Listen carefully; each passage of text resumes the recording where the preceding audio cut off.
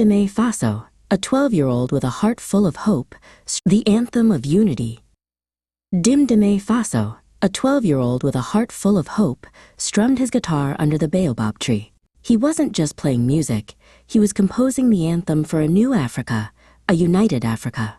He dreamed of a continent where the wealth of its lands, the gold, the diamonds, and the rich soil belonged to all its people, not to shadowy figures who profited from division.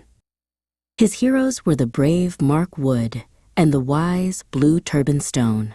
They were traveling across Africa, from the bustling markets of the north to the green savannas of the south, spreading a message of unity. They spoke of a future where imaginary lines on a map no longer turned brothers into enemies. But danger followed them like a persistent shadow. In the capital city, a man known only as Kiongozi, the leader of the secret Central Intelligence Agency, watched their movements on a bank of screens. He and his organization, the Vultures, thrived on chaos.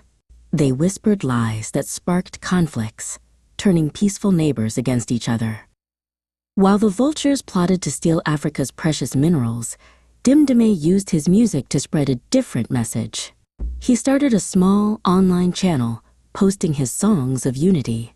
His melodies, filled with the rhythms of his homeland, began to travel faster than any of Kiongozi's spies.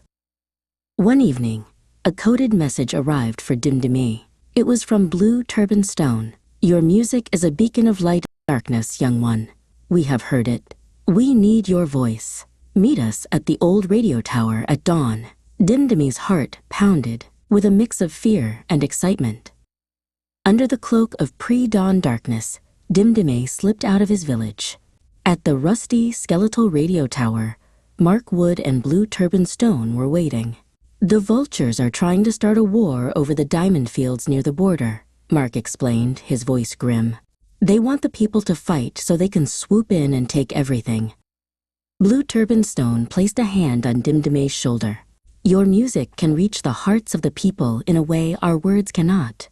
It can remind them that what unites them is stronger than what the Vultures want to use to divide them." Back in his shadowy headquarters, Kiongozi slammed his fist on the desk. "A boy with a guitar? How is he undoing years of our work?" he snarled. He dispatched his agents to shut down the radio tower and silence the music of unity forever.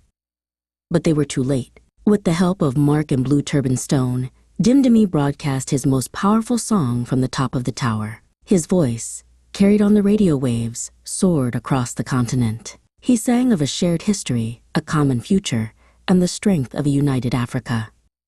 The song was a spark. All across Africa, people heard it. In the diamond fields, miners laid down their tools and looked at each other not as enemies, but as brothers. The Vultures' plan crumbled. The dream of the United States of Africa was still a long way off. But as the sun rose on that day, Dimdime, Mark, and Blue Turban Stone knew it was closer than ever.